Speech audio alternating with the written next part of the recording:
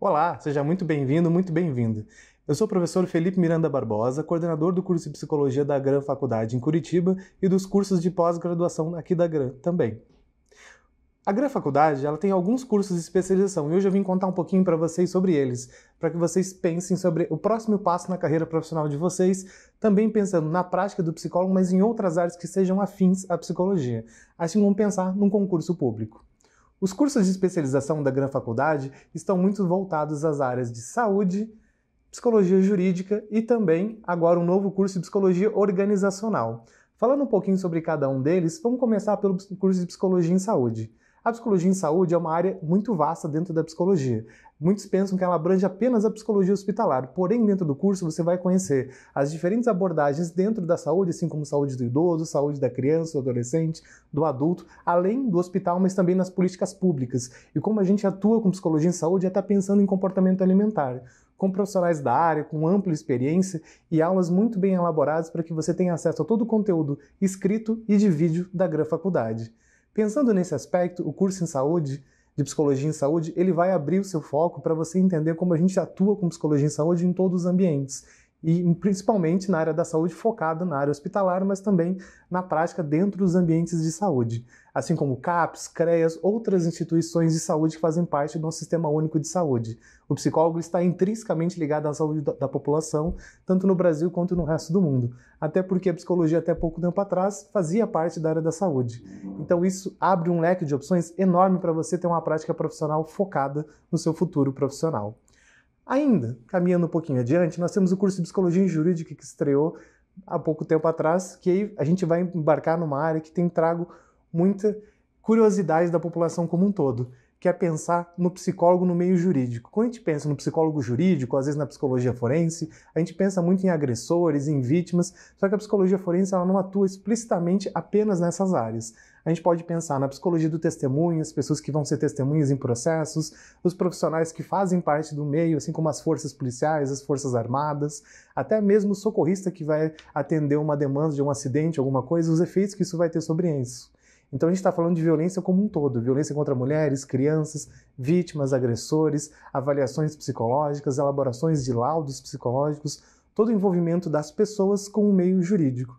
E aí quando a gente entende um pouquinho essa relação, essa intersecção entre a psicologia e o direito, a gente começa a entender que a relação das pessoas com a psicologia e o direito, ela vai a todos os momentos. Por quê? Todo o nosso comportamento em sociedade ele é regrado por leis e normas. E esse conjunto social que vai nos dizer o que é jurídico ou antijurídico. Entendendo essa relação entre as leis e o nosso comportamento diário, a gente começa a perceber que a psicologia jurídica está fazendo parte do nosso dia a dia também. Não apenas na avaliação de agressores, em progressões de pena, em casos específicos, por exemplo, no direito de família, em casos de adoção ou disputa de guarda, né? Falando um pouquinho mais sobre esses temas, a gente pode pensar, por exemplo, em casos de disputa de guarda, de adoção, como tem muitos casos de disputa entre pais e mães, ou né, dois pais ou duas mães, sobre a guarda de uma criança. Como é que o psicólogo atua nesse meio, né?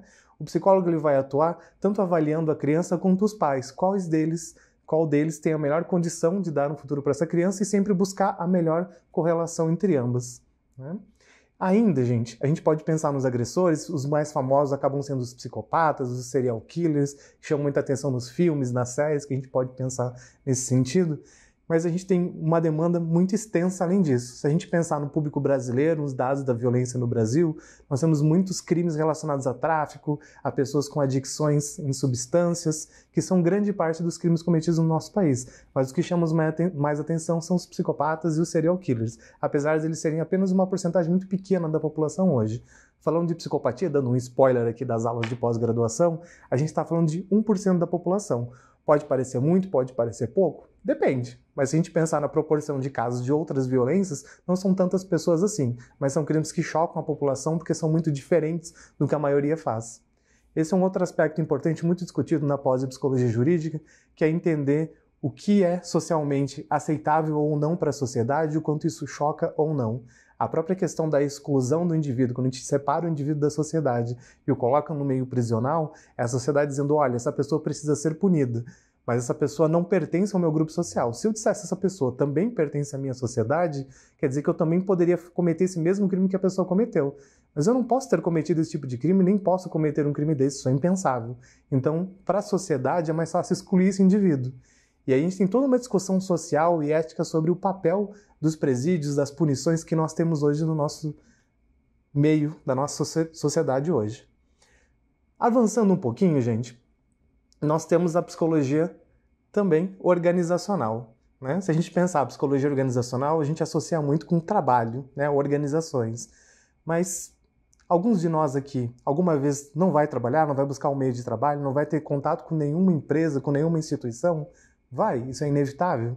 Mesmo quando você está na escola, você está no meio organizacional, os professores, onde seus pais trabalham, onde você futuramente vai trabalhar, a instituição de ensino onde você está, a GRAN é uma organização, por exemplo. Então, tudo que regra o comportamento das pessoas nas organizações faz parte da pós-graduação em psicologia organizacional. Então, a gente está falando de comportamento humano a todo momento. Entender como as pessoas se comportam, como elas vão agir em conjunto ou individualmente. Como as relações e a saúde mental das pessoas em todos esses ambientes vão interagir, como elas vão produzir ou não no meio organizacional, como elas vão se relacionar, como elas vão se desenvolver ou não, como elas podem ser treinadas para desenvolverem habilidades sociais de grupo e alcançarem maiores resultados. Isso está envolto em qualquer organização, como a gente vai se desenvolver e entender a saúde do trabalhador como um ponto fundamental. Estatísticas, pesquisas mostram isso muito claramente. Um indivíduo bem motivado, bem acolhido, com uma boa saúde mental, ele desenvolve mais, ele é mais feliz no trabalho. Isso impacta diretamente em resultados, as relações que ele vai desenvolver no ambiente de trabalho. A gente pode pensar, gente, sobre a questão de gestores, lideranças, como essas relações são construídas, como elas são baseadas em feedback, como elas são baseadas num ambiente que seja saudável para que isso aconteça. Muitos de nós aqui assistindo esse vídeo nesse momento já tivemos algumas experiências profissionais e vimos o que é ter um chefe, o que é ter um líder, o que é ter uma empresa que pensa em você e uma empresa que você está lá só para dar resultados. Essa sensação, ela é muito difícil, é muito pesada. Mas por que ela é tão pesada? Se a gente pensar um pouquinho, nós temos uma carga de trabalho muito alta. Nós trabalhamos, né, a grande maioria da população, pelo menos 40, 44 horas por semana. Se a gente pensar com um período de deslocamento, a gente passa a maior parte do nosso dia, da nossa vida, no trabalho. Então essa relação ela é importantíssima, porque a gente vai vivenciar ambientes organizacionais que vão estar intimamente ligados a como você vai viver nesse ambiente de trabalho, como você vai desenvolver suas habilidades, suas correlações, seu processo nessa relação com o ambiente de trabalho, como as pessoas vão interagir com você nesse ambiente e como você vai sentir esse processo acontecendo e vai vivenciar ele intimamente. No meio organizacional, a gente pode pensar em treinamento e desenvolvimento, a gente pode pensar em métodos organizacionais super importantes para que você consiga progredir, crescer, né? Não apenas buscar as hard skills que a gente fala, né?